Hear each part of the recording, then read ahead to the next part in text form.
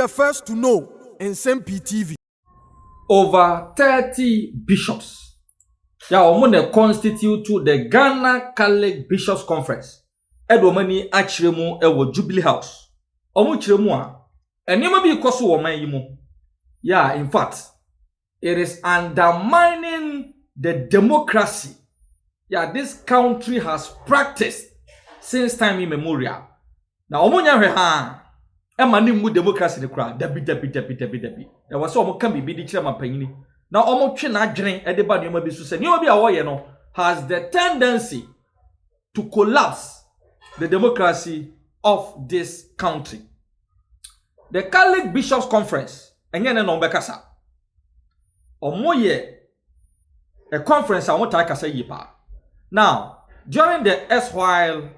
His Excellency Nana Dankwa Akufo-Addo's administration, omo kasa yipa. The Catholic Bishop Conference kasai during the LGBTQ plus nsem su Japan edigo the Dana Akufo-Addo's administration. Now, when it came to the issue of galamsey, enyasem ketwa galamsey, just say omo bo abani to jaye pa under the erstwhile His Excellency Nana Dankwa Akufo-Addo's administration. Tinyene na Catholic Bishops Conference ebe kasa about situations and issues omo feel say it has the biggest tendency of causing harm and havoc to this country's democratic rule. Yeah, koso. Na over 30 bishops said them shall say na meka. And omo nyina nsa hye krata ya akopie mu e the office of the president asoye. Now, omo kiremu the statement by the Ghana Catholic Bishops Conference on electoral violence, the suspension of the Chief Justice, and other judiciary-related issues that has a tendency to undermine our democracy. Or say,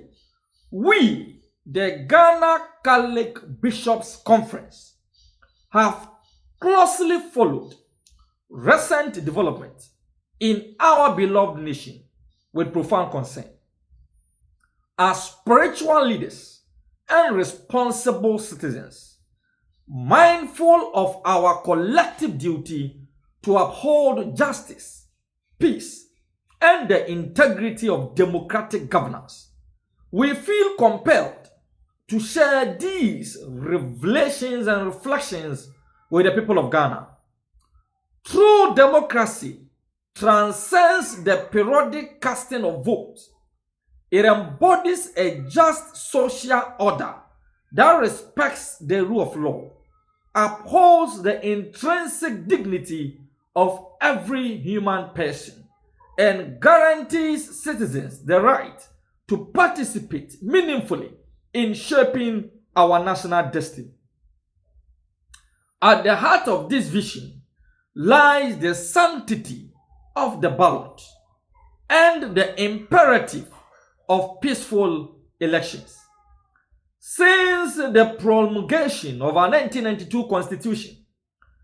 Ghana has rightly been celebrated for its democratic stability. Yet, this hard-earned reputation is gravely endangered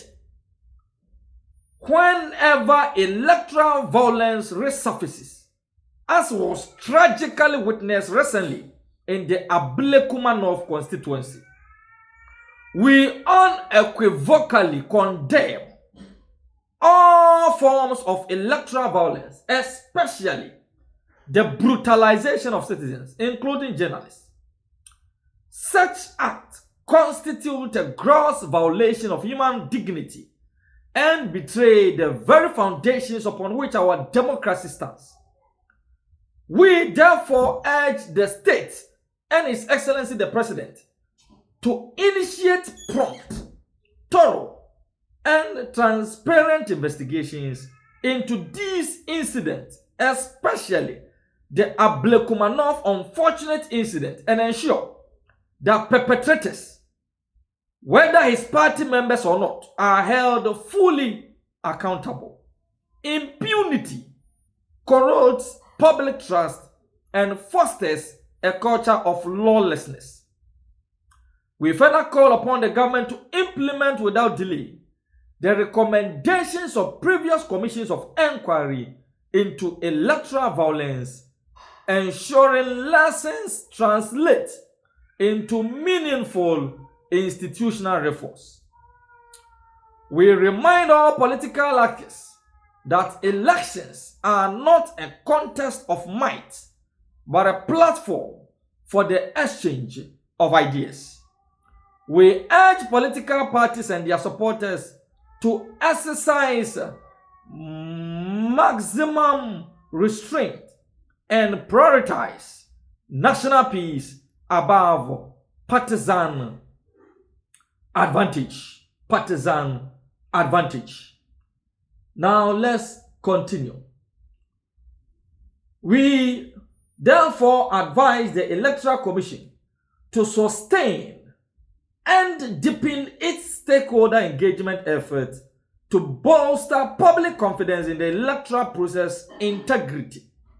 Similarly, we urge the security services to act with professionalism, impartially, and foresight in preventing and managing potential conflict. A healthy, functioning democracy equally demands an independent, credible judiciary free from political interference. Justice is the indispensable cornerstone of national cohesion. Without it, grievances fester and violence finds fertile grounds. It is in this critical regard that we view the current tensions arising from the suspension of the Chief Justice. While acknowledging the necessity of due process, we caution strenuously against any action, perceived or actual, that could compromise the independence or impartiality of the judiciary, as we may be witnessing in the ongoing case involving the suspended Chief Justice, the President, the Council of State, and the judicial system. When any and someone, the Catholic Bishops Conference, Ediatuja, 1. Electoral violence, titri, and the akoso, ewa blekuma nofwa, ebesine. The government is trying to justify, say, MPP for yebi, enti yensu ye yebia, enyahwe, ya ministers biti se Sam George, krabeka mwasem. Ena afei, the suspended Chief Justice in Nsem-Pii koso ni asem kwa kopiemu, ewo de ECOWAS court wa. Utiemu ye kwa koyesa se nipa bi ewo hidden agenda sa china. Ewo se Chief Justice, ye yi ni difra kunya so. Some of these issues, ena the Catholic Bishops Conference, actually ehon krata edi akopiemu ewo the office of the president. So Dr. Edward Omaneboama, ejina apaso ka o me ahomambo nsem edi eto Ghana fo anim na nsentwerefo ho. Sentwere ni bi ne kobisa ko san so wate se yesi abante e friend Kevin Taylor bo man mu na omampani abi de akire na tena ye anase ne fie wo so tena the resident of the vice president ho na abante ne de na kohye den obi akoto sebe akreda no so se yehia na che no na yebobo no ban de ewro mem na kwakoda omampani abi de akire ne fie asemo a Dr. Edward Omaneboama ka ye no na chese wonim ho hwempo obu akire se wonim ho hwe se abante no okuruma na nya onu mpo ni nipa a wose ebisa na sa asem no agi se immigration ene abante Kevin Taylor mpampa se okuremu akọ Supreme Court ama nasem a yede be bar no mfiempi no ene aduonu January bosume mu se wakase tia ye timuafo nti wo mekire di nti akọ ntimi ntwena so dia warrant to ne so no Supreme Court na ba asem na firi ho ne mu nkomodi edidi akire ene ye behwe ne adi ne nanwumre Wadom TV so yamo adwo amakwaba ye fem na nasei ampofoje enti yamo akwaba afa ye munsim na ye ni nkomo big agenda so osofo hwe ahobambo ensem so Dr. Edward Omaneboama nra after ye ne press briefing na nasempo no accountability forum dwumadie no na nsentwerefo ma akwan se mumisa na nsem obi ko bisa na semfa Kevin Taylor so ateso abo man the vice president ne residency ho na ye de no akwakwa official residence of the vice president na openi na no ye ode ma ye no na akwakọ yi bibi ho yentie kakra na fe nkoma wa chiri no yemfa nto awso. There's been suggestions, most especially on social media, that journalist Kevin Taylor is in the country and being housed and protected in a state facility. Can you speak to this? Kevin Taylor in the country. Unfortunately, I'm not an immigration officer. and so, I mean, how do you expect, I mean, I'm not an immigration officer. I mean, for those who are interested in that, let me advise, the Freedom of Information Act, take necessary steps, find out from immigration, unless the person did not come through lawful borders. So some of these things causing the national discourse. Enti se utie ensem a Dr. Edward Omane Boama edi tudwa na na manfo we ho kakra se opani wo ye soafo a wo hwe oman asradom nyina so ya ho bambo ensem so wo na wo hwe so ewum se wo na enye wo na wugina airport a obi ba behunu ne de nanso eden a obi a tabo da no so na koto nkrata agu ni tiri so se ye penache no na oba be roman mu nempo enye ba bia se nkra na eba no na esusu se eye omampania bi de akire ne fie ai wo so otena ho na de abante na kohye na ye bo no ho ban na bambo so afo ese ono no ntimi nka ho asem na ese enye no kra na pese oka ana se na kan no na adwen se wonka na woto nsantwerefo no e de atwere ba bi se homum no monko hwehwem emfa emfiri na sankomo no akwakwa wie se eba so yi anu sei no se unyanko eye right to information bill ana se act no emu na anko trokata anko immigration enko fishing for sa information na ebia wadwebe on tanta se yampasa bante na ba ana se omae ene na ehunu sabante Kevin Taylor epiem Supreme Court ama court kra atena se no ademuafo num emu nan ese eye warrant eda ni tiriso no yenyi mfiri ni tiriso na onyane fa ahodie ba ko de ono no ehwiri gina nchense da bi se warrant ne koso ada ni tiriso nti 41 ene kokoye ya sisi ya meka se na kane wunim se Kevin Taylor obo man mu a ye beche no ebinum aka se aban eba afoforo no wabo man mu akọ aba akọ ena wasa bai nti na hye se so obasie mpo a se de wo ho kwan so ba utimi nante ba bi obia na manfo bi eka se ya ho bambo nsem ene ani die a ye de ma ye court ho asem te se yampa se aban mu mpanimfo ahobambofo a aban ena ayi wo mo so mo no ho ban emfa entia emra ho hyehyede a na wo ho de a na ni oman ye kam maminka bi ye rule of law no na yesi ni trase sanse rule of law no principles no e kire se we are all equal before the law and the law no e supreme mra no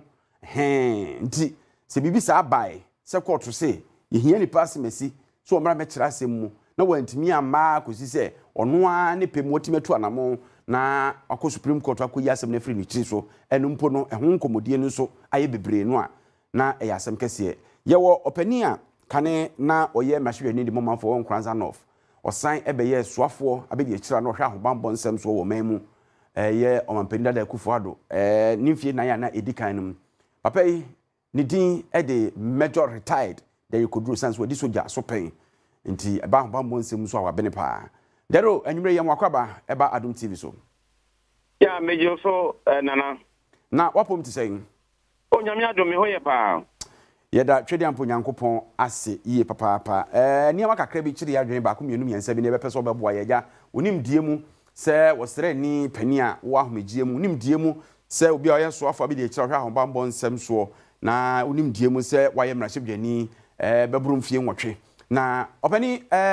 enkoma ye die abante Kevin Taylor ana ye court warrant dane so ye peno ache no ewo ensem bi okaye fatimuafo eho ma mfie mpiru ne aduo na ebra aban ba ye no yate se obakure mu ko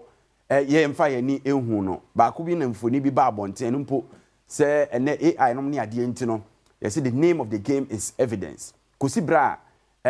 esa ba ye na nsane nemu se waba vice president in the residency ye official na ho na abante ne hye na ma fa adwen omo ntanta sanse amanyosem wom ebi betimi adi atoro agu ne so ne ho keka ho tie no obi ko bisa yewura omane boama Dr. Edward omane boama oyi defense minister sa wate sa asem no mu bibi ono to womo eto se onye immigration ni ene ho keka ho sa asem ba bi efiri be ye sure se what team producers no wadi nkomo kakra we share comment on ho ye den yo that's about for Jamie that match here at your phone now. I'm saying you Taylor ni why ama edutino court o hwehwe no se omra no be yinsemfu bia no na enyina enim se papa no ontimi mai na se ya yehuni bibie ni wa akọ esura emetopom etese waba omaimu ama edina akotena the official residence of the vice president na ho ene edina akokose na Ghana fo nyina no hwese anka pani tananka imra hwede so mra mi Nsem-Pii no na ko obekọ ye ti ye se de tabo na da no so no kura mpo no ye yi afri ni so ana obi akobusa ho kosa afri defense minister na emuayi a wodi amano no ababe da bonte de dwa ma obi a ka ho se obi a kire se de oti ebidum se anka wo osofo a wo hwe bambo de na nipa no na ye fi ahwehwe no na se wo meimu a waba wo so wo mayo already any dia se wo buta se na waba wo wai se de ya no de man no am se anso Ghana fo ani se onye immigration officer na ye busa no saa oye bambo so afọ a wo hwe defense so etina ka ya media na ka de minim efa ho bia no meka say yes waba nemom se de emrado tire no wati se ye de ko ama emrado kra no eja no se onko onfa ne ho ana se yes waba leso no ye dua na ma obi anfa ne ho mra ene no bedi se de esie because onim oye bambo so afọ enu ti no se oyi ano se unye immigration officer ne yabusa wo afri ano a na je sa akwa se de ase udi obi empoa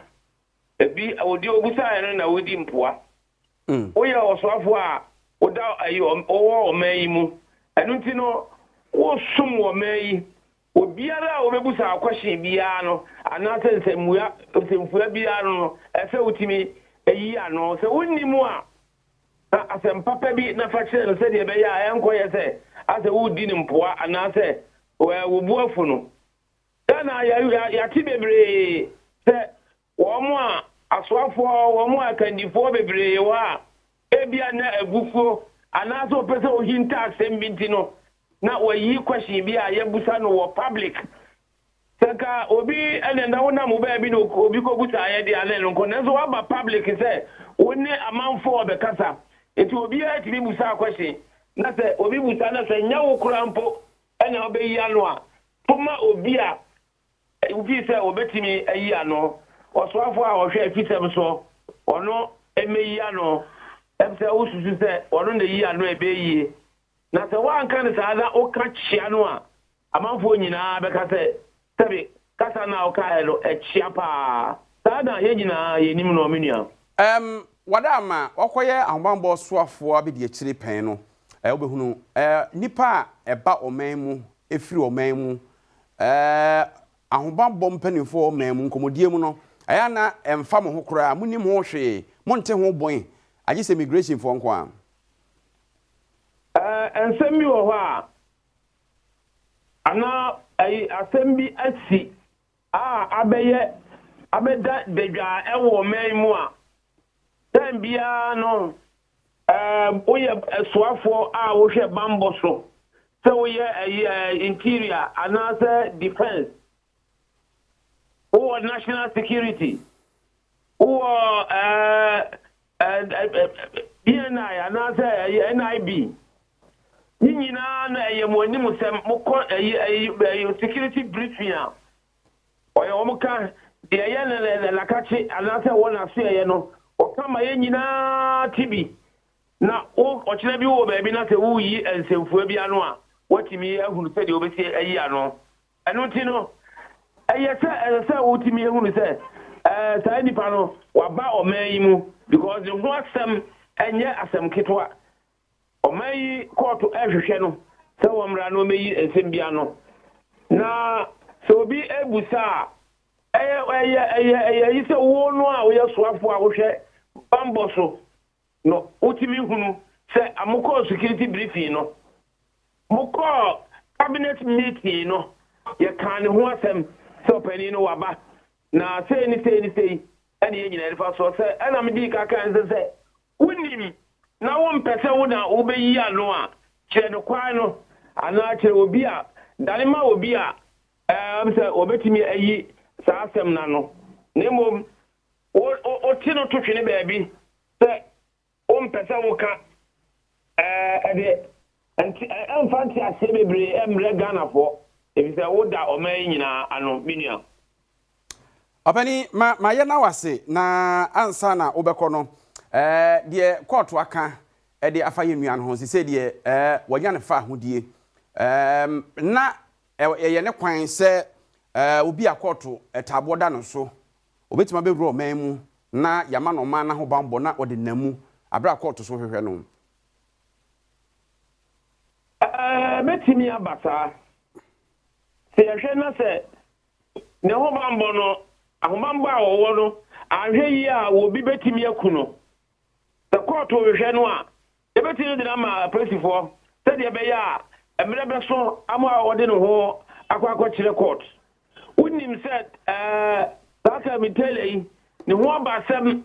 amafo ebre ate empenifo bebre ene wakasa tia wo mo ahemfo president ani obi a amse wodi mu enu ti no wo mo ahwehwe no wodi asem bebre atokrofo so yesi o ma beyina no enti ni pale bebre nhia na bonte a sede o sikata no nti no na no asem ti no ahwe yi a obi betimi akoye de bole enti so obi aba ebole so oba ye no abai no a wo hwehwe no no ono no akọgbo abai no abo se mo family sie na ahwe yi a obi bekumi a so otimi yi a no sa na sa yi ai awo se ye de no ema abambofo na o mo hwe no so ekodi se wo beko enti ado de me hunu efi bi a wo ho na so hwe opani no ni sudi ne bai na no asem na mpanifo nyina wodi o matamu a na nsese beebi a abai ede ne ho kwakotwitwiri no eno no because wo ye obi a sebe ya bono kwadu na kwadu ya de abono no enye kwadu papa enti nsese ye de no kokotira beebi sa ya ma preferential treatment se wono beebi a ye de no kwakoto no sebe vice president na dabre eni ye de no kwakoto until say ye de